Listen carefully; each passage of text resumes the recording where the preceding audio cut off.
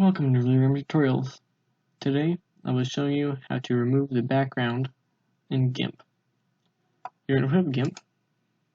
I'm going to go to the File Explorer, drag your image into Gimp, minimize this. You're going to right click your original layer and click duplicate layer.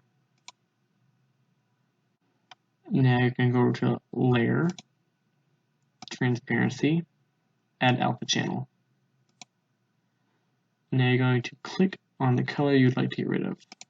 I want to get rid of the white. So I'm going to click OK. And now you won't be able to see it yet because we have this other layer enabled. So we're going to hide that and you'll be able to see we've gotten rid of the layer. So we're going to delete the old layer. And there you have it. You can use Control and the mouse wheel to zoom in and out to see what you've finished.